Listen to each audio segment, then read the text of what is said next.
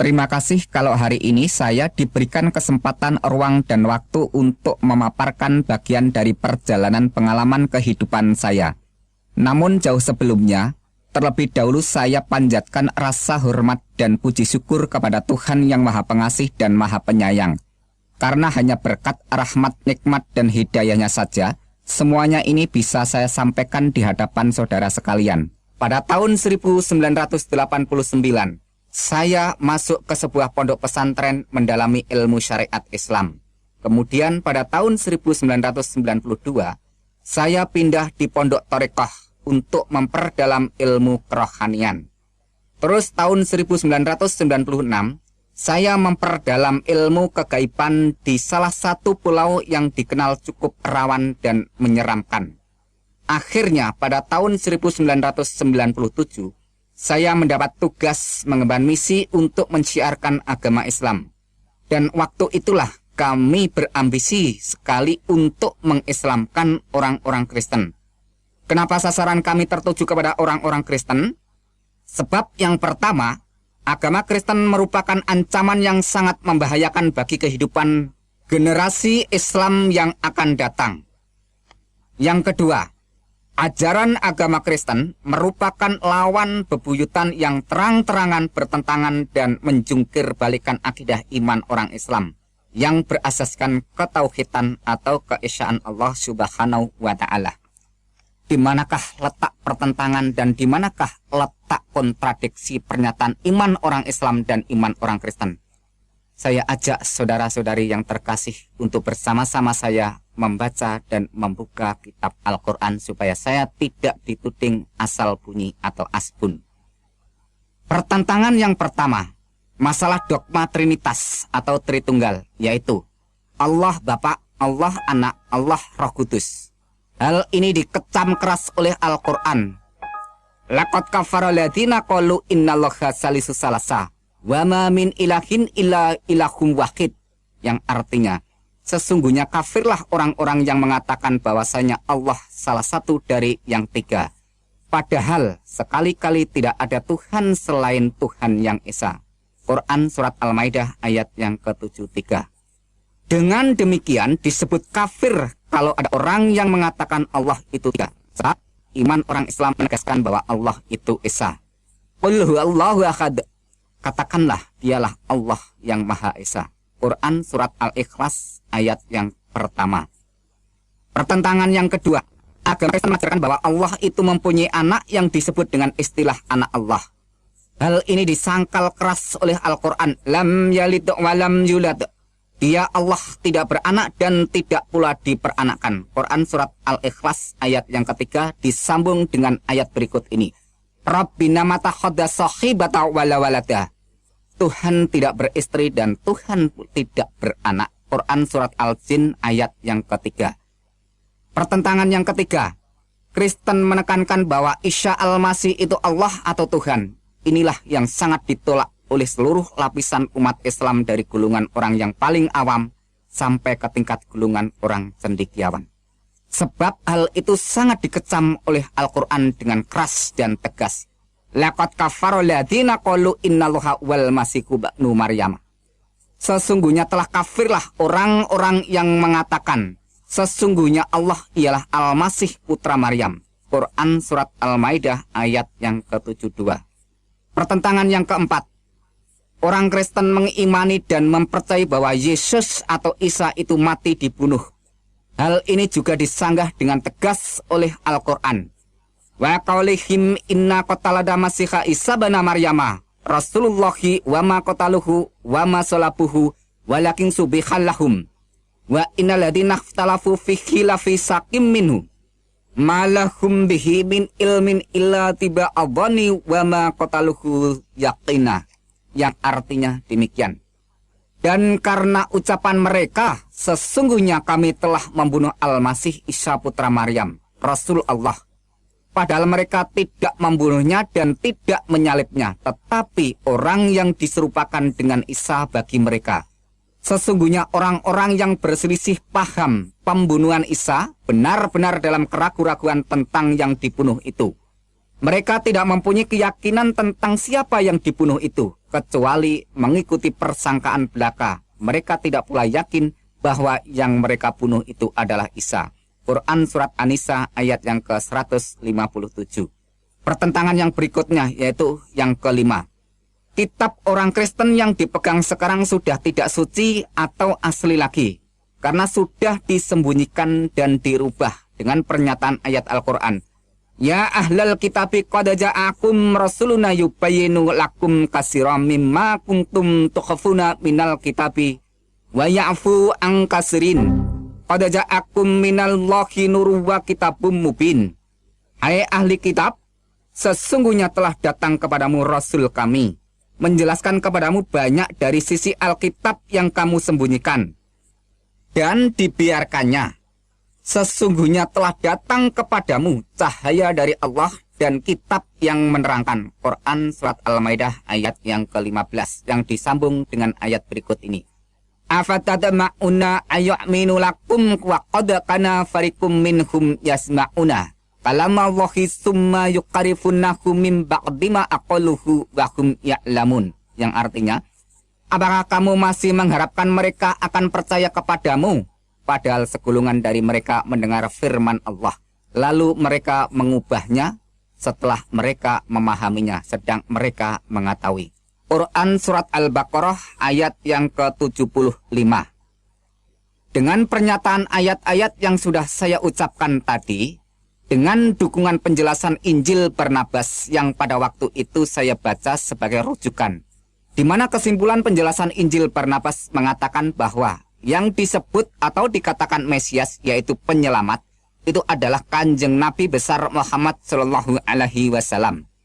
Melihat data-data yang cukup akurat dan kuat, maka dengan demikian orang Kristen telah distempel dengan label atau dicap dengan sebutan orang kafir. Mulai dari semua penjelasan pernyataan tadi, serta dengan sebuah pegangan keyakinan Al-Quran, Surat Al-Imran ayat 19, yang demikian bunyinya. Inna dina ingdallahi Islam. Sesungguhnya agama di sisi Allah hanyalah Islam. Dengan kata lain, hanya agama Islam yang diridhoi Allah. Hanya agama Islam yang dibenarkan Allah. Maka, semua agama selain Islam tidak benar. Dengan demikian, semua pengikut agama selain Islam orangnya disebut kafir. Melihat kenyataan seperti itulah saya merasa kasihan terhadap orang-orang yang memegang keyakinan ajaran iman kekristenan, yang menyembah Nabi Isa Al-Masih sebagai Allah yang Maha Pengasih, Allah yang Maha Pengampun dosa, Allah yang menyelamatkan umat manusia. Padahal ajaran agama Islam mengatakan Allah itu mukhalafatuhu lil khawadisi, yaitu wujudnya tidak serupa dengan makhluknya. Mengapa Isa Al-Masih dianggap sebagai Allah yang kelihatan? Sangat mengherankan. Sebodoh itukah semua orang Kristen? Begitu buta mata hati rohani semua umat Kristen di dunia ini. Sungguh kasihan benar kalau orang Kristen semua nanti mati dimasukkan ke penjara api neraka jahanam. Maka dari itu saya berambisi sekali untuk menjelaskan keimanan Islam kepada orang-orang Kristen supaya tidak menyimpang jauh imannya. Tetapi ketika saya membaca sebuah majalah rohani orang Kristen, di situ saya temukan penjelasan seorang pendeta yang menguraikan tentang keesaan Tuhan yang diambil dari Ulangan 6 ayat yang keempat yang demikian bunyinya. Shema Yisrael Yahweh Elohinu Yahweh Echad, yang artinya, dengarlah, hai orang Israel, Tuhan itu Allah kita, Tuhan itu Esa. Demikian waktu itu saya baca. Ternyata orang Kristen sendiri tidak mengimani bahwa Allah itu tiga. Tidak seperti yang saya bayangkan selama itu. Jadi sebelum saya pergi untuk mengislamkan orang Kristen, saya memutuskan terlebih dahulu untuk mempelajari tentang iman orang Kristen yang sebenarnya. Di awal tahun 1997 itulah, secepatnya saya melangkah keluar rumah, berangkat menuju ke salah satu daerah Jawa Tengah untuk syiar agama Islam. Dengan sasaran langsung terjun campur dan berbaur ke rumah orang Kristen untuk mendialogkan keyakinan, keimanan, dan kebenaran ilahi yang hakiki. Setiap hari saya beradu argumentasi, bahkan sampai berbulan-bulan saya perdebatkan dengan orang-orang Kristen yang sudah belajar di meja teologia. maupun yang sudah menyandang gelar STH sampai MTH. Tapi tak satu pun orang Kristen pada waktu itu yang sanggup menyanggah dan menggoyahkan keyakinan Islam saya. Bahkan seringkali saya serang dengan bermacam-macam pertanyaan yang membuat mereka geliputan dan keteteran di dalam memberikan jawaban yang selalu berputar-putar dan sangat menyimpang dari sasaran kebenaran yang semakin membingungkan pikiran saya. Namun, sampai suatu hari saat saya habis sholat duhur, saya memonitor dan memantau dari kejauhan jalannya ibadah orang-orang Kristen. Saya berpikir lucu, aneh, sangat menggelikan pakai nyanyian-nyanyian, tepuk tangan, dan tangis-tangisan. Saya malah dibuat bertambah kebingungan bercampur keheranan dan penasaran. Setelah tangisnya pada reda, semua orang bergiliran mengucap syukur dengan suara yang keras. Di situ sungguh-sungguh saya perhatikan atas semua yang diucapkan dan kedengaran di dalam telinga saya, semua lafal kata yang diucapkan sama. Seingat saya demikian kata-kata bunyinya. Ya Tuhan, kami mengucap syukur atas kasih karunia keselamatan yang telah Tuhan anugerahkan kepada kami. Kata-kata inilah yang terus terngiang-ngiang siang dan malam di dalam telinga saya. Akhirnya menjadi bahan perenungan untuk pertimbangan dan perhatian. Di dalam perenungan, saya menemukan sebuah kesimpulan bahwa semua orang Kristen sudah menerima anugerah keselamatan. Sedangkan saya masih terus berdoa siang dan malam minta-minta untuk diberi keselamatan. Allahumma inni as'aluka selamatan fid dunya wal akhirah. Ya Allah, berikanlah aku keselamatan di dunia dan di akhirat. Rabbana atina fid dunya hasanah wa fil akhirati hasanata wa qina adzabannar. Ya Tuhan, berikanlah kami kebaikan di dunia dan kebaikan di akhirat. Wa qina adzabannar, dan jauhkanlah kami dari azab atau siksa neraka jahanam. Di samping itu, saya juga mendoakan Kanjeng Nabi Muhammad serta keluarganya supaya diselamatkan. Allahumma sholli ala syahidina Muhammad wa ala ali syahidina Muhammad. Ya Allah, berikanlah keselamatan kepada junjungan Kanjeng Nabi besar Muhammad sallallahu alaihi wasallam, dan selamatkan juga kepada seluruh keluarga Kanjeng Nabi Muhammad. Dari situ saya bertambah semangat untuk mengkaji lebih dalam pernyataan ayat-ayat Al-Quran. Mulai dari surat Al-Fatihah sampai surat Anas. Yang saya bacakan langsung aja surat Al-Fatihahnya, demikian bunyinya. Bismillahirrahmanirrahim. Alhamdulillahirabbil alamin arrahmanirrahim maliki yaumiddin. Iyyaka na'budu wa iyyaka nasta'in ihdinas siratal mustaqim. Siratal ladzina an'amta 'alaihim ghairil maghdubi 'alaihim waladdallin. Itu bunyi Al-Fatihah. Demikian bunyi surat Anas. Bismillahirrahmanirrahim.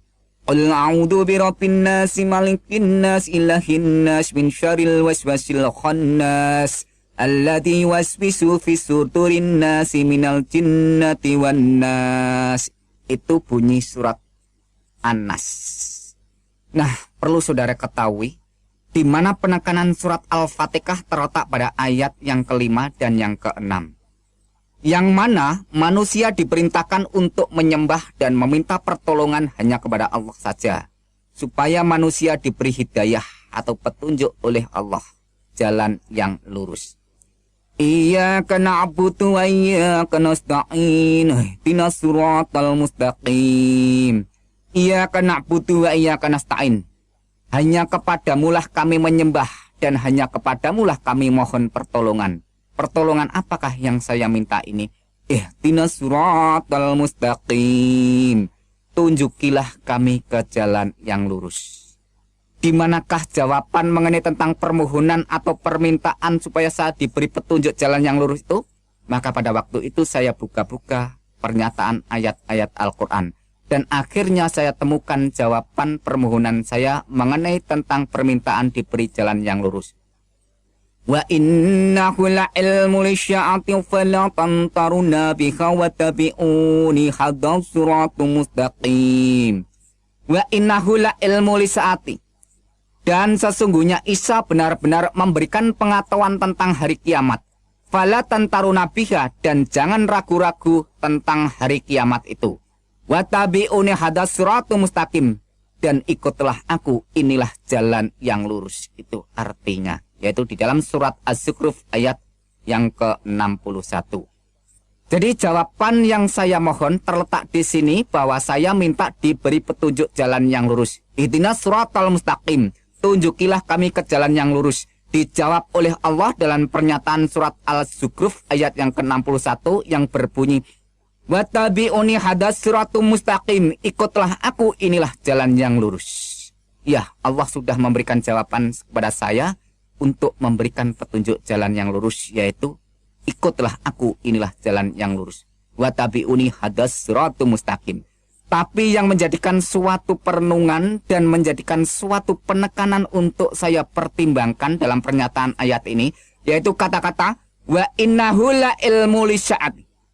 Dan sesungguhnya Isa itu benar-benar memberikan pengetahuan tentang hari kiamat. Sungguh ini menjadikan suatu perenungan bagi saya. Siapa sebenarnya Isa itu? Menurut laporan Al-Quran diterangkan bahwa Isa itu benar-benar memberi pengetahuan tentang hari kiamat. Padahal kalau menurut pernyataan surat Al-Luqman ayat yang ke-34, demikian bunyinya, innallaha indahu ilmu lisya'ati wa nudazzilu ghais, yang artinya sesungguhnya Allah hanya pada sisinya sajalah pengetahuan hari kiamat itu. Dengan kata lain, bahwa pengetahuan tentang hari kiamat itu hanya Allah yang mengetahui. Dengan lain kata, hanya Allah yang tahu tentang hari kiamat. Tetapi, mengapa Isa juga mengetahui tentang hari kiamat? Pada saat itu saya bertanya-tanya, lalu siapakah sebenarnya sosok manusia yang bernama Isa Al-Masih itu? Akhirnya terus saya buka-buka ayat Al-Quran, sebenarnya siapa Isa Al-Masih itu? Dan akhirnya saya temukan jawabannya dalam surat Al-Imran ayat yang ke-45 yang demikian bunyinya. Isqalatil malaikatu ya Maryamu innallaha yubasyiruki bi kalimatin min husmuhul masiku Isa banu Maryama wajihang fit dunya wal akhirah wa minal muqarrabin. Isqalatil malaikatu, ketika malaikat berkata kepada siapa? Ya Maryam, hai Maryam. Apa perkataannya malaikat ini kepada Maryam? Innallaha yubasyiruki, sesungguhnya Allah memberikan kegembiraan dalam apa yang diberikan kepada Allah ini. Bi kalimatin min hus, dengan kalimat yang darinya. Min husmuhul masihu Isa banu Maryama, namanya Al-Masih Isa putra Maryam. Wajihang fit dunya wal akhirah, yang terkemuka di dunia dan di akhirat. Wa minal muqarrabin, dan yang terdekat dengan Tuhan. Wah, ini merupakan suatu perenungan tersendiri pada waktu itu. Dimana kalau saudara ketahui dan saya jelaskan bahwa yang menurut laporan malaikat ini memberikan pernyataan bahwa Maria diberi kabar kegembiraan oleh Allah. Dan apa bentuk kegembiraan itu? Yaitu bi kalimatin, yaitu dengan kalam, dengan firman atau dengan sabdanya Allah itu. Dengan kata lain, bahwa Maria ini mendapat kabar gembira berupa kalamnya Allah. Maka saya renungkan pada waktu itu, kalau begitu yang dikandung Maria itu adalah kalamnya Allah, firmannya Allah. Maka dengan kata lain, bahwa kalam yang ada di dalam gua garbo maupun di dalam kandungan Maria yang menjadi manusia, lahir itulah yang disebut sebagai Mesias atau penyelamat. Dengan kata lain, saya jelaskan sekalian bahwa kalam yang menjelma menjadi manusia atau kalam yang menjadi manusia itu melakukan karya penyelamatan, maka dia disebut Al-Masih. Karena dia sebagai penyelamat, maka dia disebut dengan kata lain terkemuka di dunia dan di akhirat. Itulah yang saya renungkan pada waktu itu. Akhirnya saya terus bertanya-tanya, sebenarnya siapakah Isa ini? Kalau menurut keterangan dan menurut pengakuan setiap orang percaya maupun orang yang beragama apa saja, bahwa hanya Allah lah yang mempunyai kedudukan kehormatan tertinggi di dunia dan di akhirat. Orang yang mempunyai kekuasaan terkemuka di dunia dan di akhirat itu hanya Allah. Tetapi kenapa Isa ini dinyatakan dan dilaporkan serta disaksikan bahwa Isa itu punya kedudukan terkemuka di dunia dan di akhirat? Padahal menurut pernyataan ayat Al-Quran yang jumlahnya ribuan itu, tidak ada seorang nabi pun atau rasul pun bahkan sampai malaikat pun dinyatakan oleh Al-Quran terkemuka di dunia dan di akhirat, kecuali hanya Isa Al-Masih putra Maryam. Siapakah sebenarnya Isa ini? Akhirnya saya buka-buka terus dan akhirnya saya temukan jawabannya di dalam surat An-Nisa ayat 171 yang saya ambil poinnya saja. Innamal masihu Isa bin Maryam Rasulullah wa kalimatu alqaha ila Maryam wa ruhu minhu, yang artinya sesungguhnya Al-Masih Isa putra Maryam itu adalah utusan Allah dan kalimatnya yang disampaikan kepada Maryam dan roh darinya. Di sini ada kata-kata sesungguhnya Al-Masih Isa putra Maryam itu adalah utusan Allah. Pengertian utusan Allah setelah saya renungkan dengan penerangan firman Tuhan, maka kata utusan ini adalah kalam yang menjadi manusia atau firman yang menjadi manusia, melakukan karya penyelamatan, menyelamatkan umat manusia, maka itu disebut istilah utusan. Maka dengan kata lain bahwa firman yang menjadi manusia melakukan karya penyelamatan atau penebusan atau pembebasan supaya manusia itu tidak masuk neraka, maka dia disebut utusan Allah. Dengan kata lain bahwa pribadi sosok oknum Isa Al-Masih itulah yang dijadikan alat oleh Allah untuk melakukan karya penyelamatan. Maka dengan demikian Isa disebut utusan Allah. Dan di situ diterangkan juga bahwa dia adalah kalamnya atau kalimat Allah dan roh dari Allah itu sendiri. Maka kalau kita renungkan dengan dalam-dalam bahwa Isa Al-Masih yang ada di dalam kandungan Maryam itu adalah rohnya Allah atau kalamnya Allah. Jadi bukan hasil hubungan dari siapapun, melainkan langsung dinyatakan oleh Al-Quran bahwa Isa itu adalah kalamnya Allah dan rohnya Allah. Kalau kita lihat lebih dalam bahwa semua manusia mulai dari Adam dan sampai sekarang dan seterusnya, bahwa semuanya itu dijadikan dari tanah atau bahasa Arabnya syal-syal. Maka lain dengan pernyataan Al-Quran mengenai tentang Isa Al-Masih ini, yaitu terjadi atau muncul dengan pernyataan kalam maupun rohnya Allah. Maka dengan demikian terus saya renungkan lebih dalam. Dari situ bisa saya simpulkan bahwa ayat di atas tadi yang saya bacakan menyatakan bahwa Isa Al-Masih itu utusan Allah. Isa Al-Masih itu firman Allah. Isa Al-Masih itu roh Allah. Ayat itu juga didukung hadis Sahih Bukhari nomor 1496 dan hadis Anas bin Malik halaman 72 yang demikian bunyinya. Isa fa'inahu Rasulullah wa kalimatuh. Isa itu sesungguhnya roh Allah dan kalam Allah. Wah, Isa itu adalah roh Allah dan kalam Allah. Ini merupakan suatu kesaksian seseorang yang tidak bisa diragukan karena yang bersaksi, yang menyatakan dan menerangkan ini adalah Kanjeng Nabi Muhammad SAW itu sendiri. Oleh sebab itu terus saya renung-renungkan. Dan di samping itu, saya juga membaca pernyataan hadis Sahih Muslim dan hadis Sahih Bukhari yang mengatakan demikian. Waladi nafsi biadihi la yusikana ayang dilafiku mubanu maryama hakam mamuksiton. Demi Allah yang jiwaku di tangannya, kata Muhammad. Sesungguhnya telah dekat masanya Isa anak Maryam akan turun di tengah-tengah kamu. Dia akan menjadi hakam mamuksiton, akan menjadi hakim yang tegak atau hakim yang adil atau hakim yang lurus. Yaitu bisa saudara baca di hadis Sahih Muslim nomor 127 atau hadis Sahih Bukhari nomor 1090. Kembali timbul sebuah pertanyaan lagi di dalam hati saya pada waktu itu. Siapakah sebenarnya Isa Al-Masih itu? Karena kalau menurut pernyataan di dalam Al-Quran bahwa Allah itulah hakim yang seadil-adilnya. Alaihissallahu bi'ahamil hakimin. Bukankah Allah hakim yang seadil-adilnya? Yaitu Quran surat At-Tin ayat yang ke-8. Mengapa Isa Al-Masih dinyatakan dan disaksikan baik itu Al-Quran maupun Kanjeng Nabi Muhammad sendiri sebagai hakim yang seadil-adilnya? Dengan demikian, kalau kita renungkan, tidak ada seorang nabi, rasul, bahkan malaikat pun yang dinyatakan oleh Al-Quran maupun disaksikan oleh Kanjeng Nabi sebagai hakim yang adil kecuali Isa Al-Masih putra Maryam. Ya, kalau kita renungkan dan kita hayati dari awal sampai akhir bahwa Isa Al-Masih itu adalah Roh Allah, Kalam Allah. Isa Al-Masih itu adalah terkemuka di dunia dan di akhirat.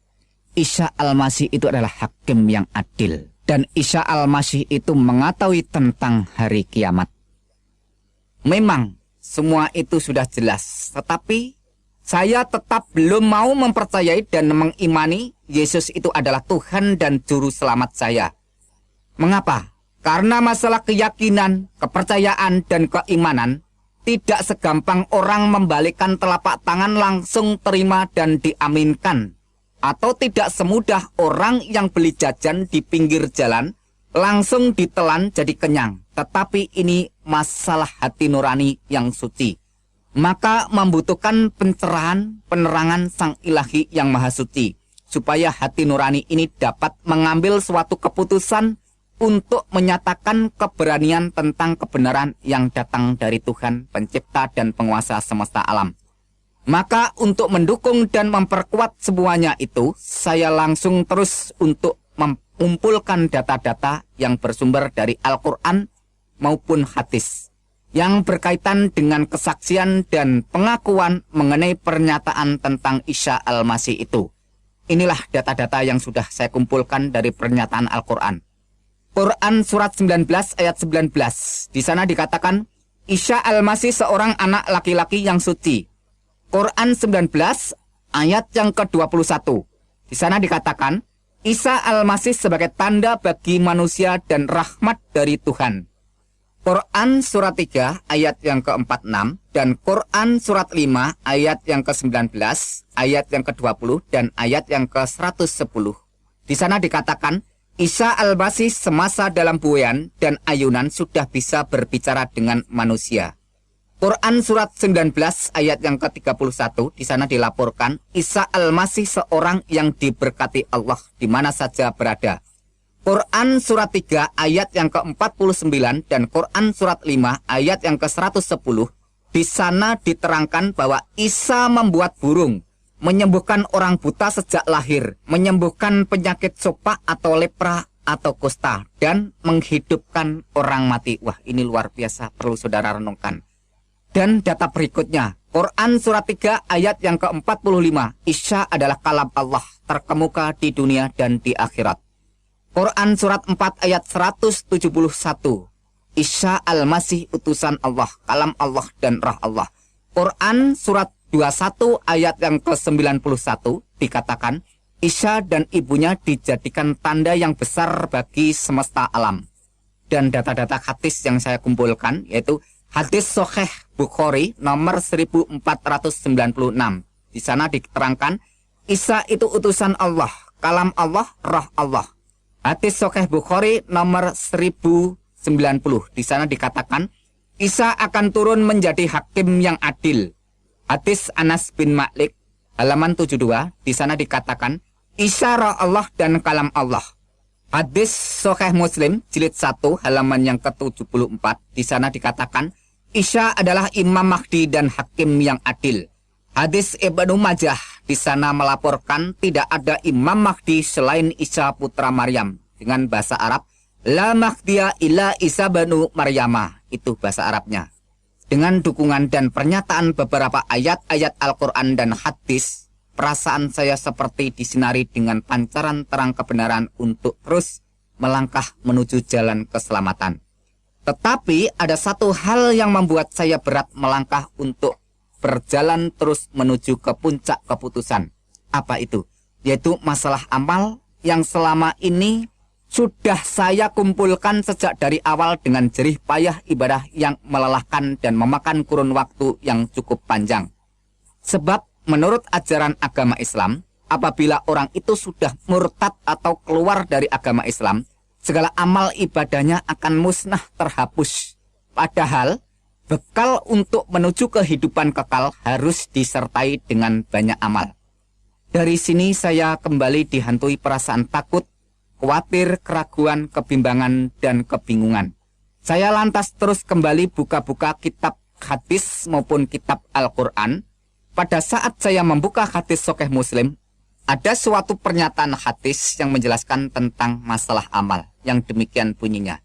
Ang Jabir qala sami'tum Nabiya sallallahu alaihi wasallam yaqulu la yudakhilu ahadam minkum amaluhul jannah wala yujiruhu minan nar wala ana illa birahmatin minallah, yang artinya dari Jabir radhiyallahu anhu katanya, dia mendengar Nabi sallallahu alaihi wasallam bersabda, bukan amal seseorang yang memasukkannya ke surga atau melepaskannya dari neraka, termasuk juga aku, kata Kanjeng Nabi.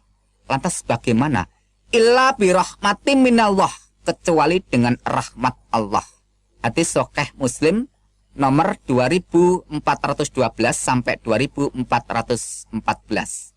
Dengan kata lain saya simpulkan bahwa hadis tadi menerangkan bahwa seseorang itu masuk neraka atau masuk surga bukan ditentukan oleh amal, melainkan illa birahmati minallah, kecuali dengan rahmat Allah. Dan Al-Quran pun juga menyatakan dengan jelas, yaitu Quran surat 44 ayat yang ke-40 sampai ke-42 yang demikian bunyinya. Inna yaumal fasli mikatuhum ajma'in. Sesungguhnya hari keputusan atau hari kiamat itu adalah waktu yang dijanjikan bagi mereka semuanya. Dilanjutkan ayat berikutnya. Yaumal la yuqni maulan amaulan syai'in walahum yungsarun. Yang artinya, yaitu hari yang seorang karib tidak dapat memberi manfaat kepada karibnya sedikit pun, dan mereka tidak akan mendapat pertolongan. Dan dilanjutkan ayat berikutnya, illa ma rahimallahu innahu huwal azizur rahim, yang artinya kecuali orang-orang yang diberikan rahmat oleh Allah, sesungguhnya dialah yang maha perkasa lagi maha penyayang.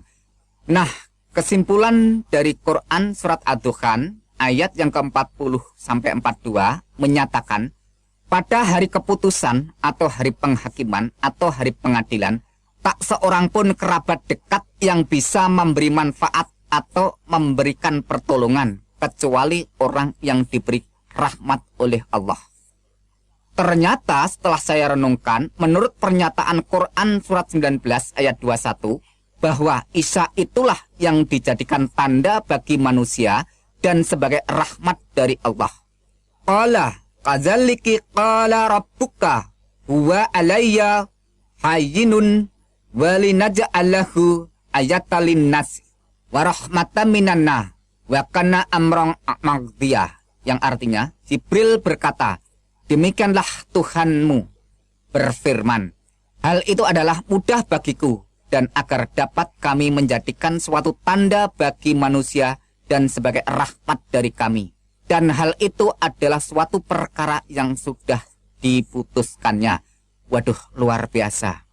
Akhirnya sudah tidak saya ragukan lagi, sudah saya tidak bimbangkan lagi mengenai tentang pernyataan ayat-ayat Al-Quran maupun hadis yang menerangkan atau menyaksikan atau melaporkan siapakah sebenarnya Isa Al-Masih itu. Maka di tahun 1997 itu pun secepatnya saya mengambil keputusan dengan tegas menyatakan iman bahwa Yesus Kristus itu adalah benar-benar Tuhan dan Juru Selamat saya secara pribadi, serta Tuhan dan Juru Selamat seluruh umat manusia. Dengan demikian, segeralah saya minta dibaptis sebagai tanda pertobatan dan pengakuan iman saya menjadi pengikut Yesus Kristus. Sekarang resmilah saya menjadi pengikut Yesus Kristus. Perasaan senang dan tenang selalu mengalir di dalam iman dan rohani saya. Sebab Al-Quran pun juga mengakui, Itzqalallahu ya Isa ini mutawafika warafi'uka ilayya wa mutahhiruka minal ladina kafaru wa ja'ilul ladina tabaqafaqal ladina kafaru illa yaumil qiyamah, yang artinya ketika Allah berfirman, hai Isa, sesungguhnya aku akan menyampaikan kamu kepada akhir ajalmu dan mengangkat kamu kepadaku serta membersihkan kamu dari orang-orang kafir dan menjadikan orang-orang yang mengikuti kamu di atas orang-orang kafir hingga hari kiamat. Ini saya renungkan bahwa pengikutnya Isa itu menurut laporan dan keterangan Al-Quran surat Al-Imran ayat yang ke-55 memberikan pernyataan bahwa pengikut Isa Al-Masih itu diberi kedudukan dan status kehormatan di atas orang-orang kafir. Atau dengan kata lain, di atas orang-orang yang tidak percaya. Dengan demikian, pengikut Nabi Isa, pengikut Isa Al-Masih, itu menurut laporan Al-Quran tadi, bahwa pengikutnya dimuliakan, ditinggikan kedudukannya di atas orang-orang kafir. Jelas dan singkatnya bahwa pengikut Isa Al-Masih itu dimuliakan di atas orang-orang yang tidak percaya. Sampai kapankah pernyataan ini? Menurut ayat berikutnya dijelaskan, illa yaumil qiyamah, sampai hari kiamat. Jadi perlu saudara ketahui bahwa sampai saat ini belum terjadi hari kiamat. Maka dengan demikian, siapa saja yang mau percaya dan mau menjadi pengikut Isa Al-Masih dinyatakan oleh Al-Quran dimuliakan di atas orang-orang kafir. Maka dengan pernyataan ayat-ayat Al-Quran dan penjelasan hadis itu, iman saya sebagai pengikut Yesus Kristus semakin dikuatkan dan mantap. Sebab masalah keselamatan, kalau sampai ditunda-tunda hingga ajal tiba, akibatnya akan fatal dan gagal total, sampai kekal. Sesal dan kesal tiada artinya karena sudah tidak ada jalan keluarnya. Karena itu saya cepat-cepat bertobat sebelum terlambat. Sebab Al-Quran sendiri sudah mengingatkan semua orang dengan tegas dan keras. Wa iminkum ila wariduha kana ala rabbika qatman magdiyah. Dan tidak seorang pun daripadamu melainkan mendatangi neraka. Hal itu bagi Tuhanmu adalah suatu kepastian yang sudah ditetapkan. Quran surat 19 ayat yang ke-71. Bisa saudara baca di dalam tafsir Al-Azhar oleh Profesor Dr. Hamka. Di sana ditegaskan dengan jelas bahwa semua orang masuk neraka, tidak pandang bulu dia berbuat baik atau berbuat jahat. Semuanya dinyatakan masuk neraka. Nah, kenapa semua orang masuk neraka? Karena ada ayat Al-Quran yang berbunyi demikian. Innahu mayati rabbahu mujrimang fa innalahu jahannam la yamutu fiha wala yahya. Yang artinya, sesungguhnya barang siapa datang kepada Tuhannya dalam keadaan berdosa, maka sesungguhnya baginya neraka jahanam. Ia tidak mati di dalamnya dan tidak hidup. Yaitu Quran surat 20 ayat yang ke-74. Nah, dengan kata lain bahwa setiap orang itu kalau ada dosa menghadap Tuhan, maka baginya adalah neraka jahanam. Di sana tidak diterangkan dosa besar atau kecil, berat atau ringan, asal manusia itu sudah berbuat dosa, maka akibatnya adalah neraka jahanam kalau sampai datang di hadapan Tuhan. Setelah saya pelajari di dalam Alkitab bahwa Yesus itu mati untuk menanggung dosa umat manusia. Dan di situ setelah 3 hari bangkit kembali. Maka dengan demikian Yesus Kristus memberikan pernyataan, man amana wa atamada khalas wa ma lam yu'miyudan. Barang siapa yang percaya dan dibaptis diselamatkan. Tetapi barang siapa yang tidak percaya akan dihukum. Jadi jelasnya bahwa Yesus mati itu untuk menebus dosa umat manusia. Tetapi yang menjadikan suatu perenungan bahwa selama itu saya tidak mengakui kalau Isa atau Yesus itu mati. Namun setelah saya renungkan kembali dalam pernyataan Al-Quran bahwa Isa itu benar-benar lahir, benar-benar mati, dan benar-benar bangkit. Hal semacam ini diterangkan oleh Quran surat Maryam ayat yang ke-33.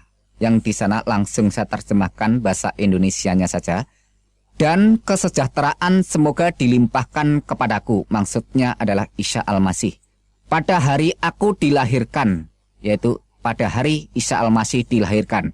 Pada hari aku meninggal, yaitu pada hari Isa Al-Masih meninggal. Dan pada hari aku dibangkitkan, yaitu pada hari Isa Al-Masih dibangkitkan, hidup kembali.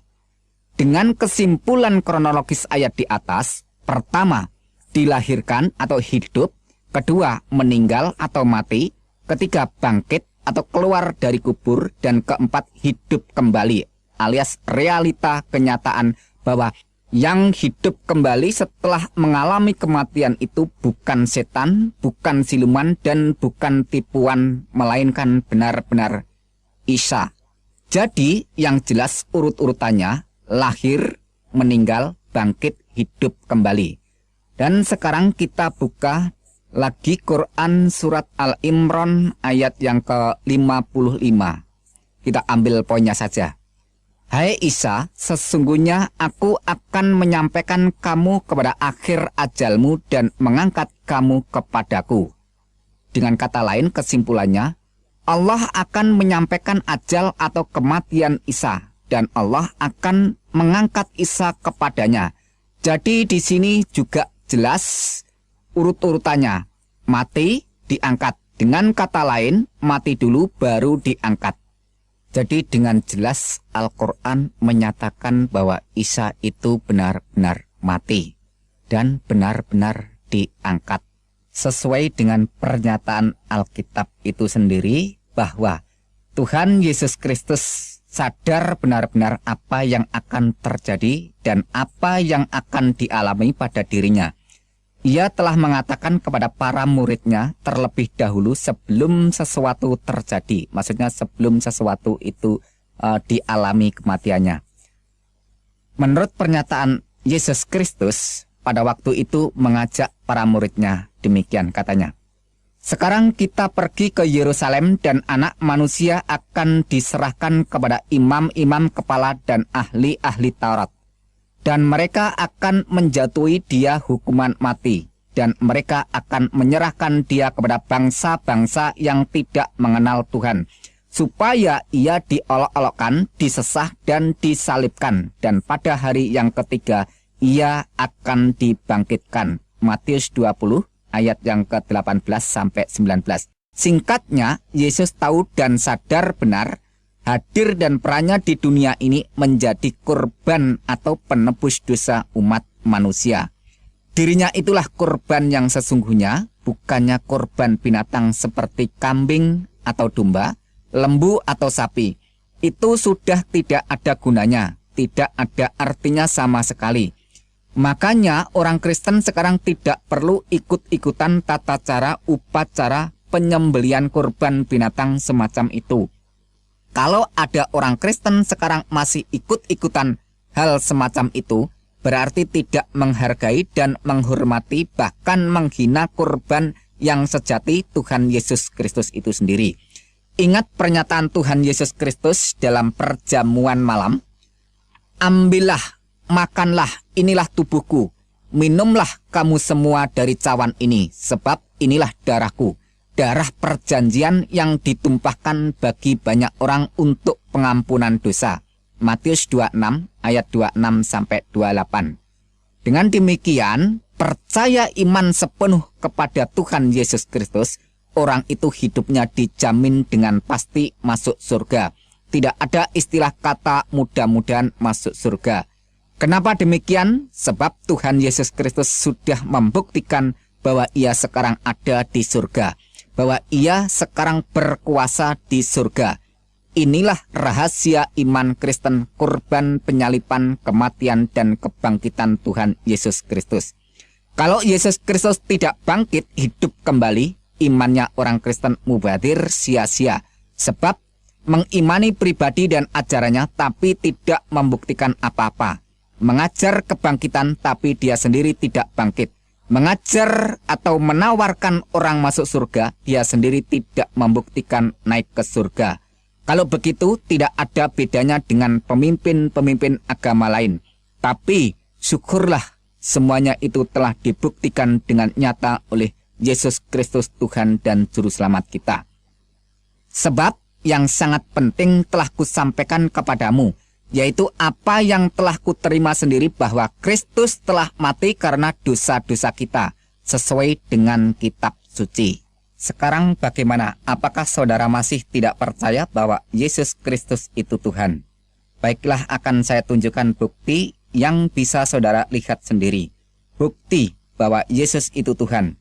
Dia berjanji dengan pasti memasukkan semua orang ke surga yang percaya dan beriman kepadanya. Dan saudara ketahui sendiri, terbukti banyaknya orang bertobat dan beriman kepada Tuhan Yesus Kristus sejak dari zaman dulu hingga sekarang. Di antara salah satu sekian banyak orang adalah saya sendiri. Mungkin saudara berpikiran dengan berbagai macam penafsiran tentang diri saya pribadi. Ya, silahkan, itu sah-sah saja.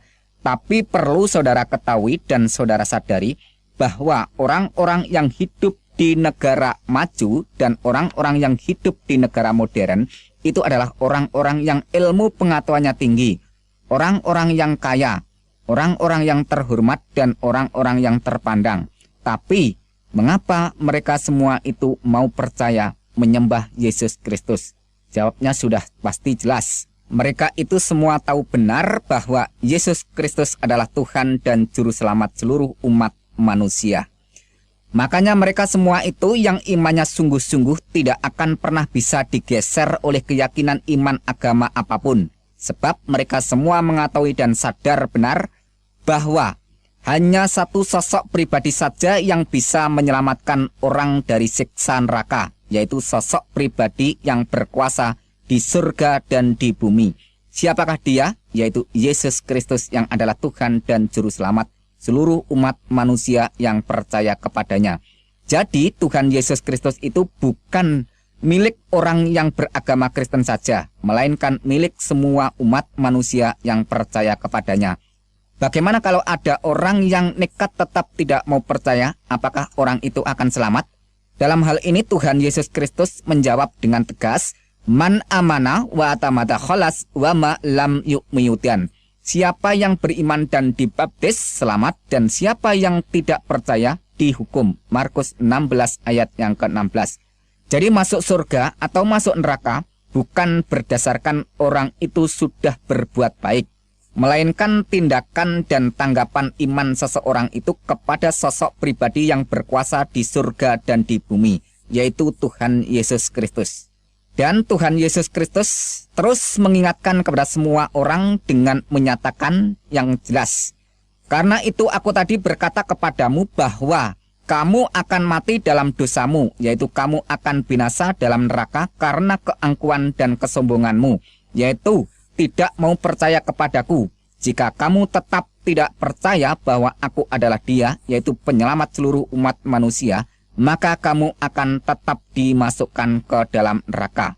Keterangan itu bisa saudara baca sendiri di dalam kitab Injil Yohanes pasal yang ke-8. Dengan demikian, kalau kita mau renungkan lebih dalam, nasib seseorang bergantung kepada Yesus Kristus yang adalah Tuhan dan Juru Selamat seluruh umat manusia. Orang itu mau menanggapi atau menolak, mau mengimani atau tidak, silahkan memilih, monggo kerso, tidak ada paksaan. Memang Tuhan itu maha kuasa, tetapi kuasanya tidak untuk memaksa siapa saja sebelum saatnya tiba. Akan tetapi, kalau saatnya sudah tiba, saudara tidak akan bisa lepas atau lolos dari pengadilan dan penghakiman maupun penghukumannya. Selama Tuhan masih memberikan kesempatan, nafas di kandung badan, marilah secepatnya ambil keputusan bertobat, datang beriman, menerima kasih karunia keselamatan yang dianugerahkan bagi setiap orang yang mau menerima dan beriman kepada Yesus Kristus Tuhan dan Juru Selamat seluruh umat manusia. Perlu saudara ketahui dan sadari lebih dalam lagi bahwa setan tidak akan tinggal diam kalau ada orang yang datang beriman kepada Tuhan Yesus Kristus. Dan setan paling tidak senang kalau ada orang yang mengakui, mengimani dan menyebut Yesus Kristus itu adalah Tuhan dan Juru Selamatnya. Sebab bagi setan merupakan kegagalan yang sangat fatal untuk mencari pengikut sebanyak-banyaknya orang, untuk menemani setan di tempat neraka jahanam. Ya, kalau ada pemikiran di dalam benak hati saudara bahwa saya adalah orang yang tersesat dan menyesatkan banyak orang karena mengajak beriman dan percaya kepada Tuhan Yesus Kristus, dan terbukti nanti bahwa Yesus Kristus itu bukan benar-benar Tuhan dan Juru Selamat umat manusia, maka saya adalah orang yang nanti siap pertama kali dilempar ke dalam lautan api neraka. Saya adalah orang yang siap dimasukkan ke dalam neraka jahanam lebih dahuluan. Tetapi kalau saudara tetap nekat tidak mau percaya kepada Tuhan Yesus Kristus, ya terserah. Tidak masalah, itu hak saudara semua untuk menolak atau menerima. Akan tetapi tunjukkan bukti keberanian dan ketidakpercayaan saudara terhadap Tuhan Yesus Kristus. Katakan secara langsung ucapan saudara kepada Tuhan Yesus Kristus. Hai Yesus Kristus yang disembah oleh semua orang Kristen. Jika benar Engkau adalah Tuhan, jika benar Engkau berkuasa, tunjukkan kekuasaanmu di hadapanku. Ambil kesehatanku, ambil seluruh keluargaku, ambil seluruh harta benda kekayaanku.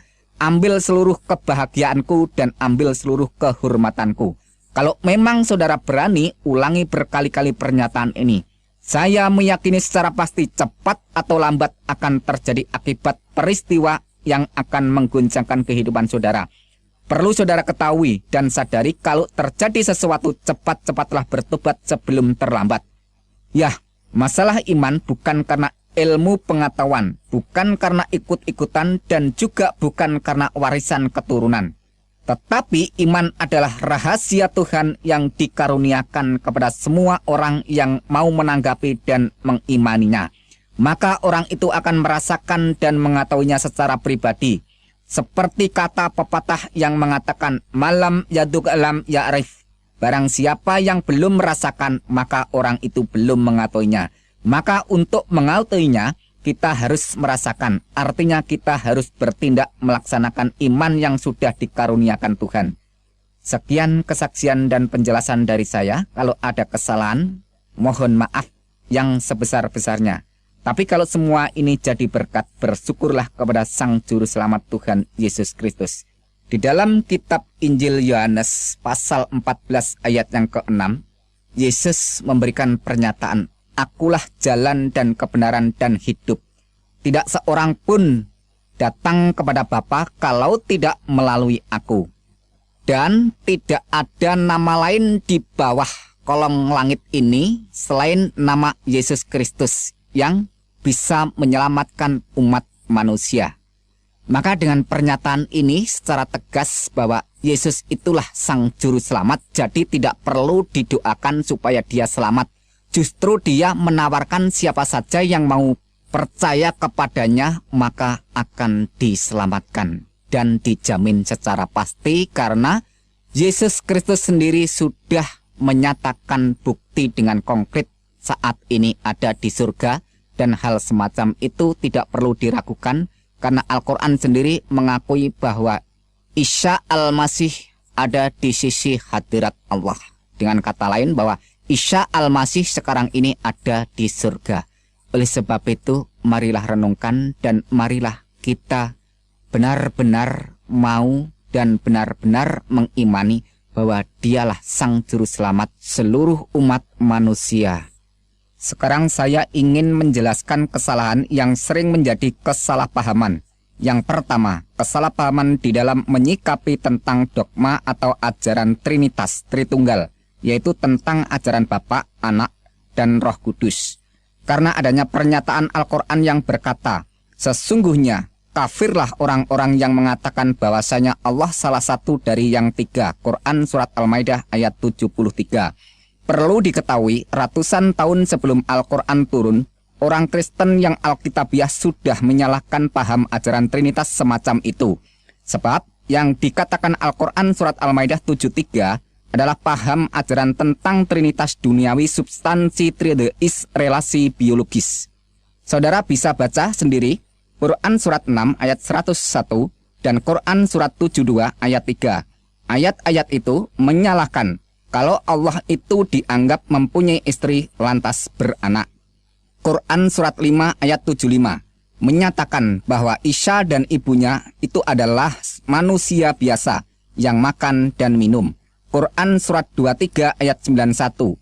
Ayat itu menyatakan kalau ada Tuhan yang lain pasti terjadi rebutan saling mengalahkan untuk menguasai ciptaannya. Sudah saya katakan bahwa ajaran Trinitas model begitu sudah ditentang iman orang Kristen lebih duluan sebelum Al-Quran menentangnya.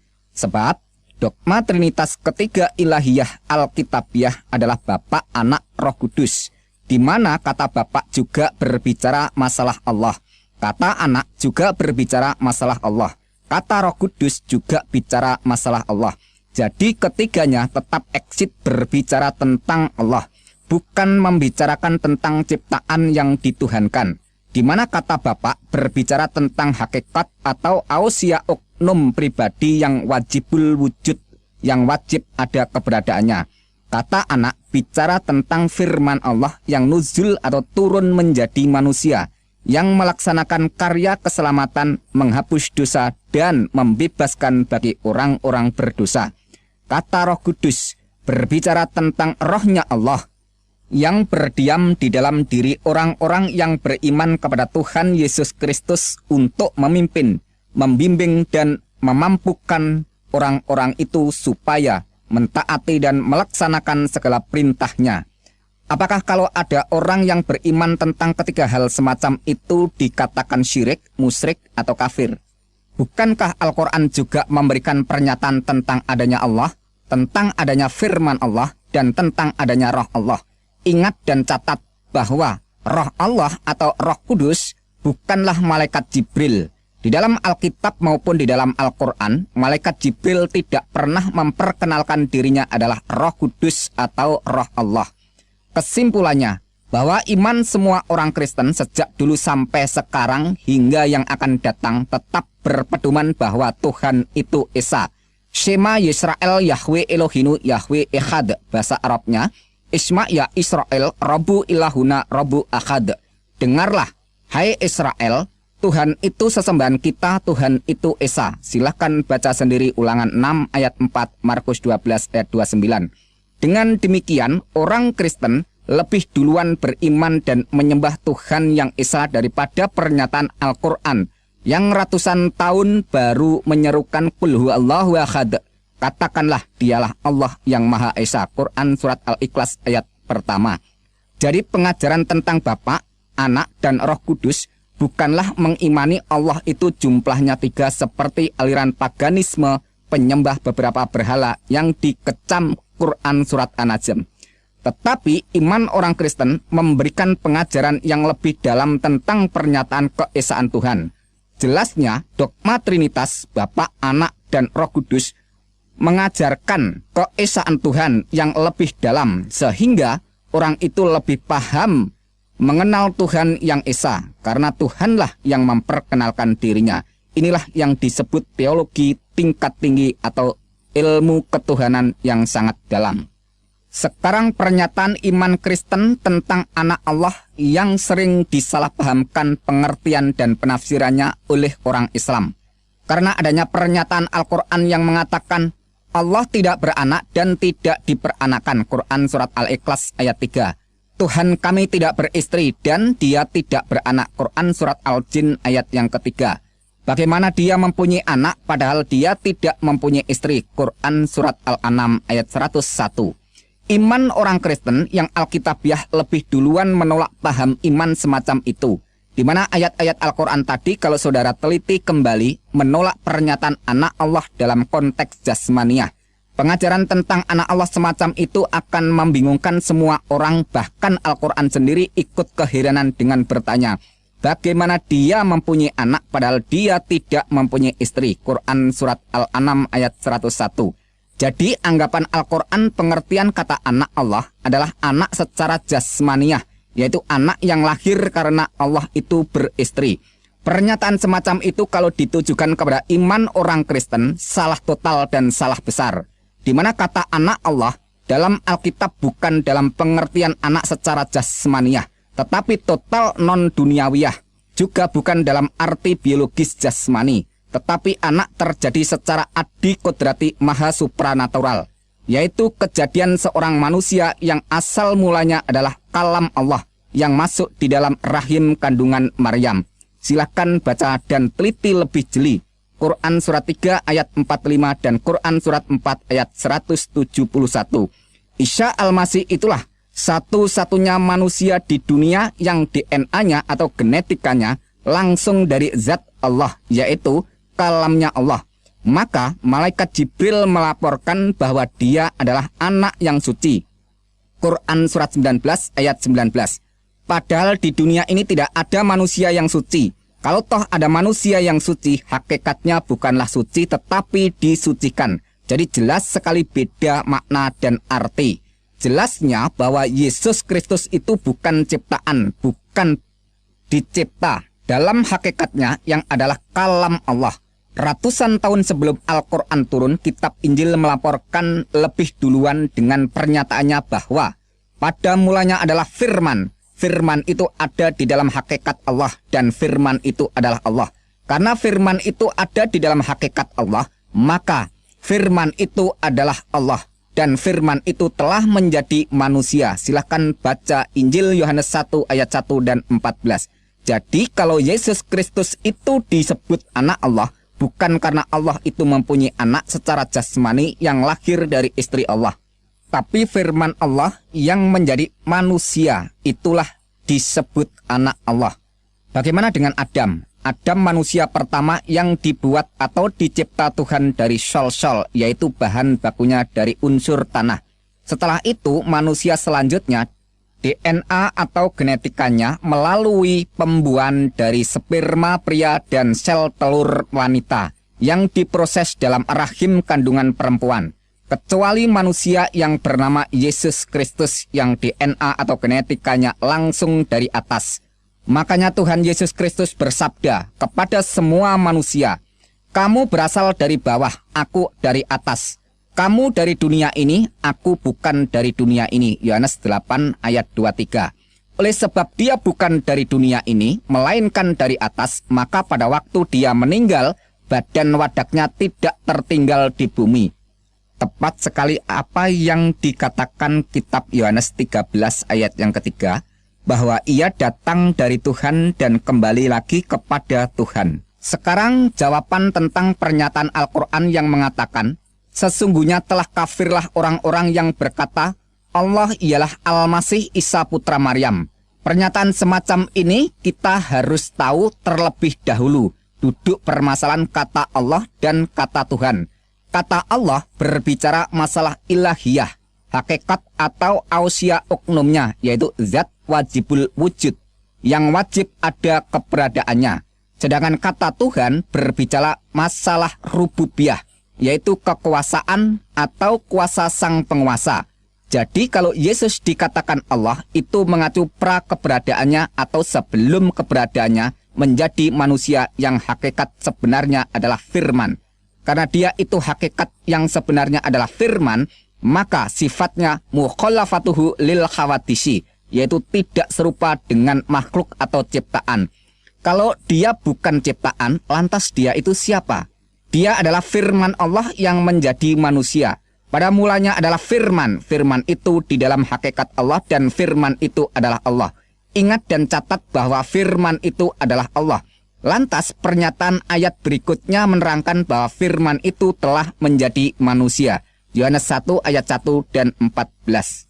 Dan Quran surat 3 ayat 45, Quran surat 4 ayat 171, Al-Masih Isa putra Maryam itu adalah kalam Allah. Bahkan Rasulullah Muhammad SAW memberikan kesaksian bahwa Isa itu sesungguhnya roh Allah dan kalam Allah. Bisa saudara baca sendiri hadis Anas bin Malik dan hadis Sahih Bukhari 1496. Jadi jelas sekali baik Alkitab, Al-Quran dan hadis, ketiganya menyatakan bahwa Yesus Kristus atau Isa Al-Masih sebelum jadi manusia adalah kalam Allah. Sedangkan menurut kitab Injil Yohanes 1 ayat 1, firman Allah itu adalah Allah. Dan Yohanes 1 ayat 14 menerangkan bahwa firman itu telah menjadi manusia. Jadi Yesus Kristus disebut Allah karena dia adalah firman Allah. Sekarang kata Tuhan. Tuhan adalah kuasa atau kekuasaan sang penguasa. Seperti kalimat ini, Allahu Rabbul Alamin, artinya Allah Tuhan alam semesta atau Allah adalah penguasa alam semesta. Jadi kata Tuhan itu berasal dari kata Rabb yang artinya penguasa. Sekarang hubungkan dengan pengakuan dan pernyataan Yesus Kristus. Kepadaku telah diberikan segala kuasa di surga dan di bumi. Jelasnya Yesus Kristus berkata, "Aku berkuasa di dunia dan di akhirat." Dan Al-Quran sendiri melaporkan bahwa Al-Masih Isa putra Maryam seorang terkemuka di dunia dan di akhirat. Quran surat 3 ayat 45. Dan Al-Quran banyak sekali melaporkan tentang kekuasaan Isa Al-Masih, di antaranya memberitahu tentang hari kiamat, menghidupkan orang mati, membuat burung dari tanah, menyembuhkan bermacam-macam penyakit yang parah. Dan masih banyak sekali Al-Quran melaporkan kuasa Isa yang melebihi seluruh para nabi dan seluruh para rasul mana saja. Silakan saudara baca, cek sendiri di dalam pernyataan ayat-ayat Al-Quran yang jumlahnya ribuan itu. Jadi yang disangkal Quran surat Al-Maidah ayat 72, wujud kemanusiaannya Isa Al-Masih, yaitu anak Maryam. Sebab Allah itu bukan anak Maryam. Allah itu ada sebelum segala sesuatu ada. Tepat sekali bahwa Tuhan Yesus Kristus sendiri juga berkata, "Aku adalah yang awal dan yang akhir." Jelasnya, segala sesuatu belum ada, Yesus Kristus sudah ada. Dan segala sesuatu tidak ada, Tuhan Yesus Kristus tetap ada. Karena Dia itu Sang Maha Ada, Asyar Hayah, dan yang mengadakan segala sesuatu yang tidak ada menjadi ada. Maka Dia berhak disembah dan wajib disembah. Kalau tidak, malah berdosa. Sekarang masalah Alkitab yang sering dituding sudah tidak asli lagi karena sudah dirubah. Yang berdasarkan keterangan Quran surat 3 ayat 78, Quran surat 4 ayat 46, Quran surat 5 ayat 13, Quran surat 5 ayat 15, Quran surat 3 ayat 71, Quran surat 2 ayat 75, dan Quran surat 2 ayat 41 dan 42. Silakan saudara baca dan teliti sendiri bahwa semua yang dikecam dan disalahkan Al-Quran bukan kitabnya, melainkan orang-orangnya yang tidak setia melaksanakan ajaran Alkitab, bahkan sering mengajarkannya dengan kepalsuan dan kebohongan. Jelasnya, yang disalahkan Al-Quran bukan Alkitabnya, melainkan para pelakunya atau orang-orangnya. Sebab semasa Rasulullah Muhammad SAW masih hidup, tidak pernah mempermasalahkan Alkitab yang sudah beredar di zaman itu, dan juga tidak pernah melarang, menegur, dan mencegah siapa saja yang membaca Alkitab. Bahkan Al-Quran sendiri memerintahkan Alkitab itu dibawa dan dibaca. Quran surat 3 ayat 93. Pertanyaannya, kalau Alkitab itu sudah dirubah, mengapa Al-Quran malah menyuruh orang membawa dan membacanya? Seharusnya kan Alkitab itu jangan dibawa dan dibaca karena sudah dirubah. Kalau Alkitab itu sudah dirubah, kenapa Allah masih menyuruh Muhammad bertanya kepada orang-orang yang membaca Alkitab? Quran surat 10 ayat 94. Logikanya mestinya Allah harus melarang Muhammad jangan bertanya kepada mereka supaya tidak disesatkan karena kitabnya sudah dirubah. Pada saat Muhammad kembali ragu-ragu menerima Al-Quran, Allah juga menggunakan standar dasar Alkitab sebagai petunjuk dari Allah bagi Bani Israel. Quran surat 32 ayat 23. Dengan demikian, Allah masih mengakui kebenaran Alkitab secara sah. Bahkan banyak ayat-ayat Al-Quran menerangkan bahwa kitab Taurat dan kitab Injil itu dibenarkan oleh Allah. Quran surat 2 ayat 41, 89, 91, 101, 136. Quran surat 3 ayat 3, Quran surat 4 ayat 136, Quran surat 5 ayat 43, 44, 46, 47, 48, 68.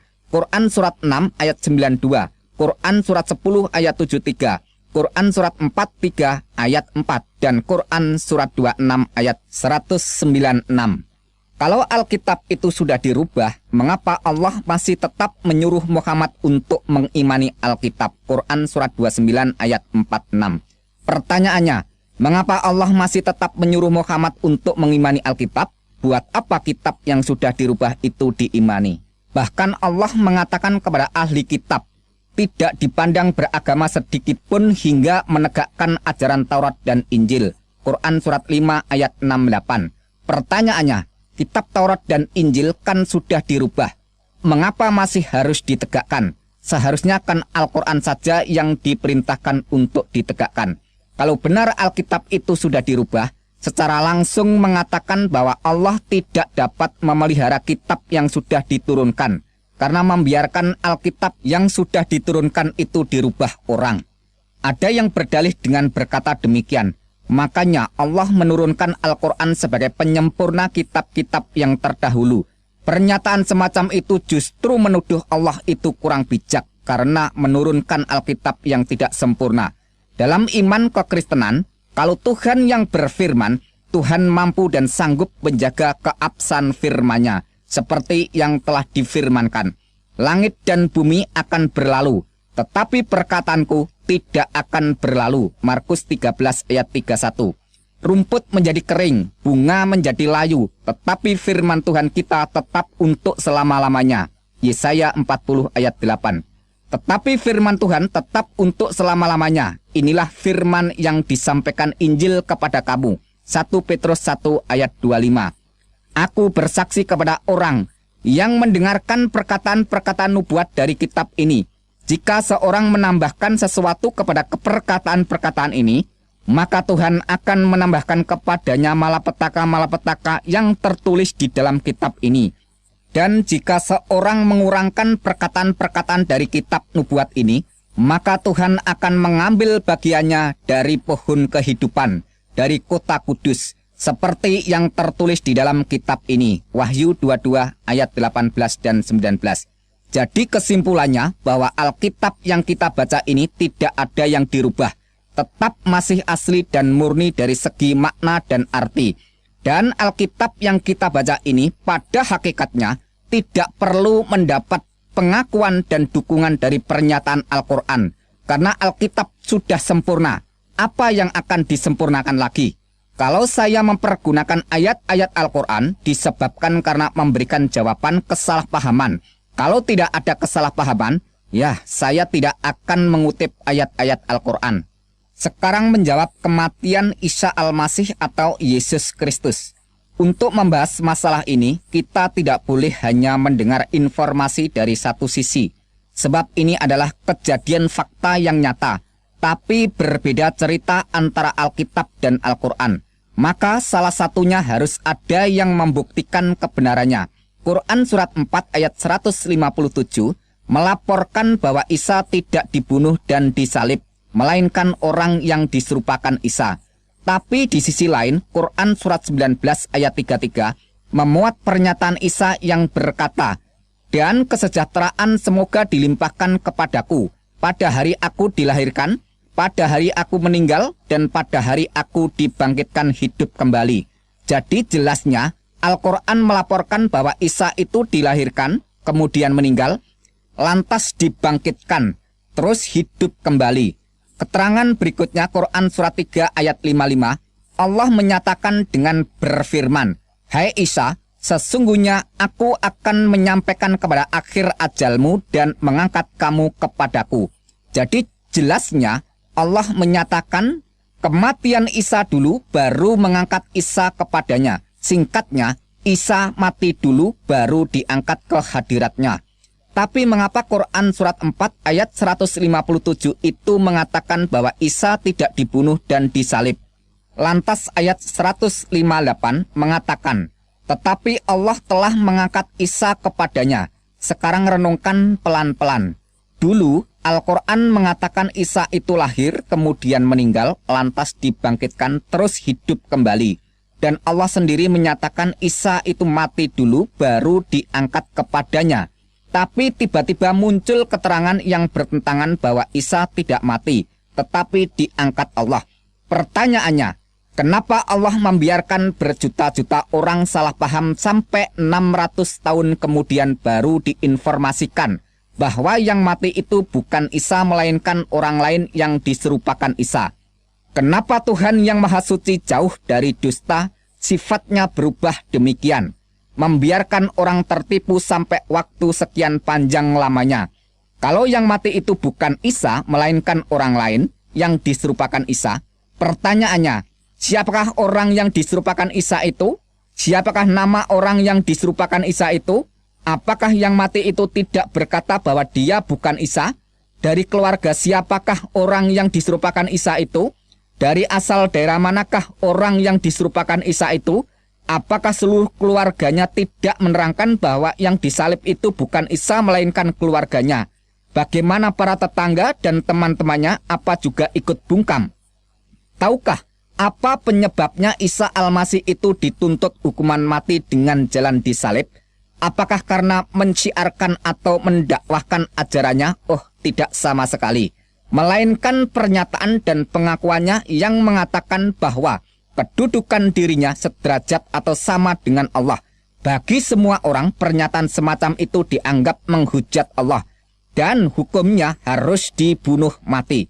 Sekarang bagaimana keterangan dari Alkitab tentang kematian Yesus Kristus? Menurut pernyataan dari Alkitab, semua orang mengakui bahwa yang mati di salib itu benar-benar Yesus Kristus. Dan Tuhan Yesus Kristus sendiri mengakui bahwa dirinya telah mati tapi hidup kembali. Kata Tuhan Yesus Kristus, "Jangan takut, aku adalah yang awal dan yang akhir dan yang hidup. Aku telah mati, namun lihatlah, aku hidup sampai selama-lamanya." Wahyu pasal 1 ayat 17 dan 18. Coba sekarang renungkan yang bersangkutan sendiri mengakui, tapi orang lain tidak mau mengakui. Ini namanya lucu sekali. Kematian Tuhan Yesus Kristus yang sangat terpenting adalah untuk menebus, menghapus, dan mengampuni dosa umat manusia. Sejak waktu itu, Yesus mulai menyatakan kepada para murid-muridnya bahwa ia harus pergi ke Yerusalem dan menanggung banyak penderitaan. Dan pihak tua-tua, imam-imam kepala dan ahli-ahli Taurat lalu dibunuh dan dibangkitkan pada hari ketiga. Matius 16 ayat 21. Dan Tuhan Yesus kembali mengulangi lagi pernyataannya itu di hadapan para murid-muridnya, serta mengajak mereka pergi ke Yerusalem. Sabdanya, "Sekarang kita pergi ke Yerusalem, dan anak manusia akan diserahkan kepada imam-imam kepala dan ahli-ahli Taurat, dan mereka akan menjatuhi dia hukuman mati, dan mereka akan menyerahkan dia kepada bangsa-bangsa yang tidak mengenal Tuhan, supaya ia diolok-olokkan, disesah dan disalibkan, dan pada hari yang ketiga ia akan dibangkitkan." Matius pasal 20 ayat 18 dan 19. Setelah sampai di kota Yerusalem, saatnya tiba makan malam. Ketika itu Tuhan Yesus Kristus mengambil roti dan cawan atau tempat minuman. Sambil menyodorkan makanan dan minuman, Tuhan Yesus Kristus berkata kepada para muridnya, "Ambillah, makanlah, inilah tubuhku.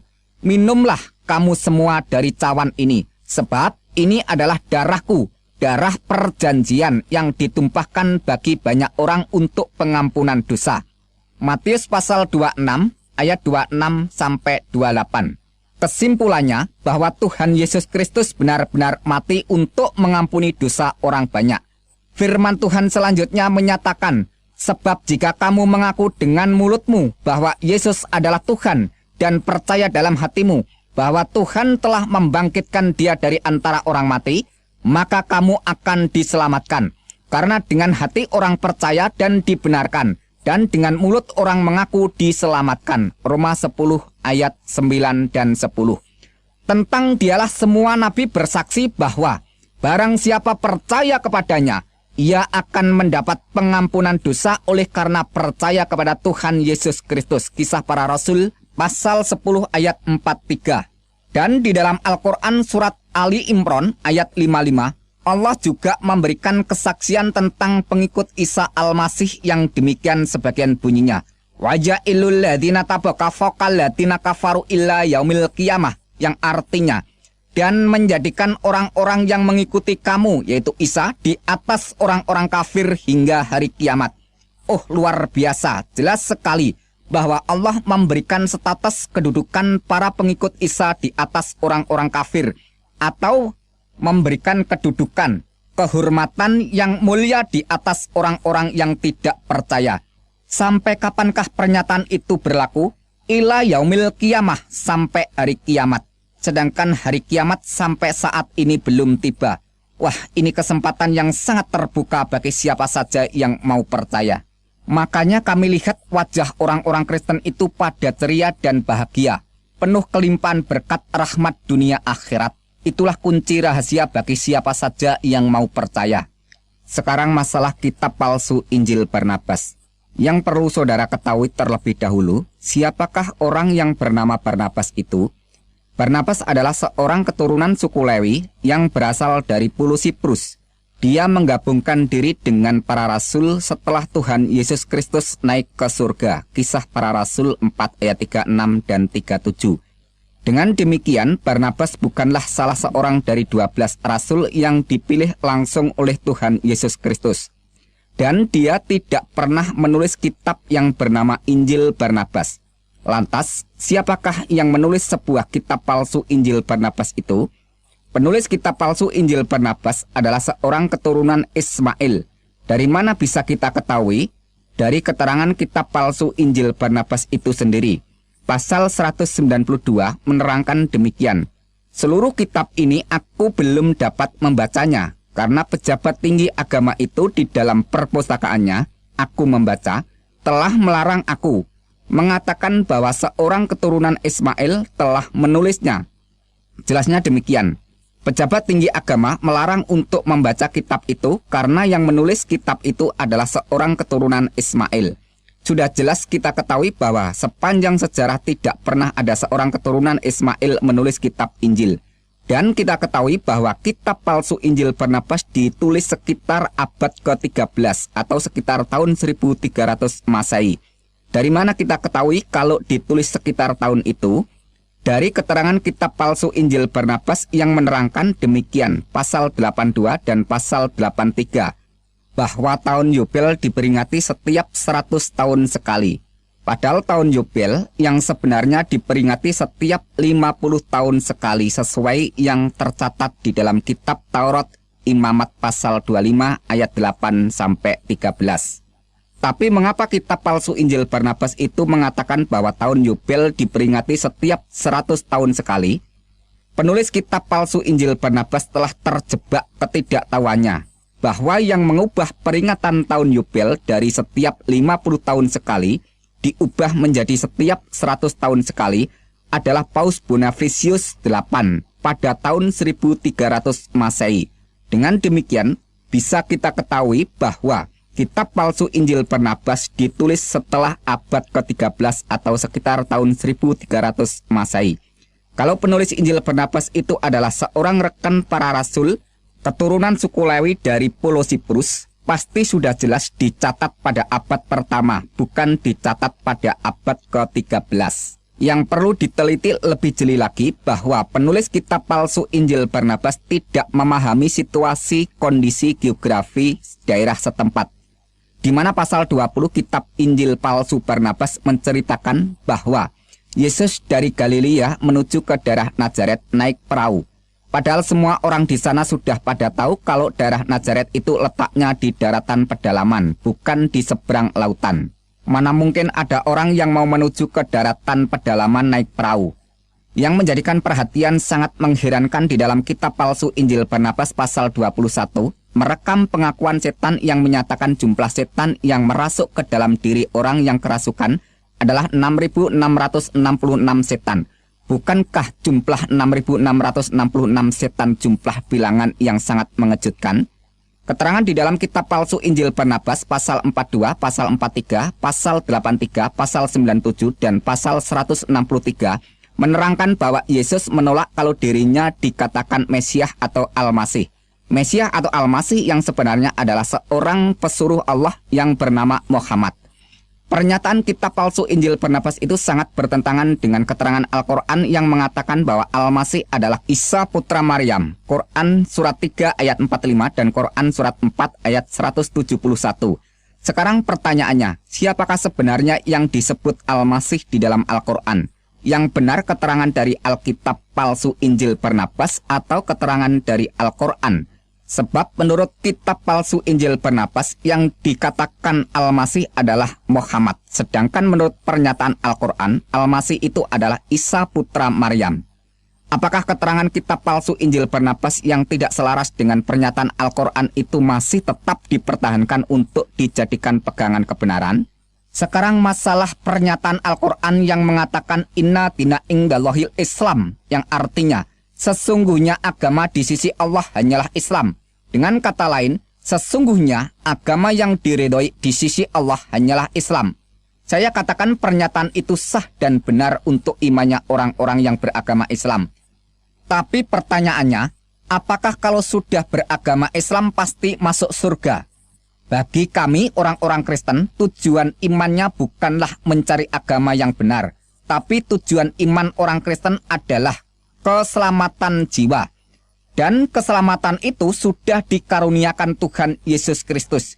Dalam firman-Nya mengatakan, Behasikem et taklit imunatekem et Yesuat nafsu tekem, yang artinya, karena kamu telah mencapai tujuan imanmu, yaitu keselamatan jiwamu. 1 Petrus 1 ayat 9. Jadi tujuan iman orang Kristen bukan mencari agama yang benar, tetapi keselamatan jiwa. Karena hakikat kebenaran hanya terdapat pada Sang Maha Benar. Dalam sabdanya Tuhan Yesus Kristus berkata, Akulah jalan dan kebenaran dan hidup. Tidak ada seorang pun yang datang ke surga kalau tidak melalui aku. Jelasnya, tidak ada yang bisa datang ke surga melalui agama apa saja, kecuali melalui Sang Penguasa surga, yaitu Yesus Kristus. Dan di seluruh alam jagat raya ini tidak ada yang dapat selamat dari hukuman neraka, kecuali diselamatkan oleh Sang Maha Penyelamat, yaitu Tuhan Yesus Kristus. Demikianlah keterangan dari saya. Apabila di dalam saya menguraikan segala sesuatu pernyataan baik itu melalui Al-Quran maupun melalui hadis dan Alkitab, apabila ada suatu kesalahan, saya mohon maaf yang sebesar-besarnya. Tetapi kalau semuanya ini menjadi berkat, mengucap syukurlah kepada Sang Juru Selamat, yaitu Tuhan Yesus Kristus. Baru haba beshem Adonai Yeshua Hamasiah. Diberkatilah orang yang datang dalam nama Tuhan Yesus Kristus. Haleluya. Amin.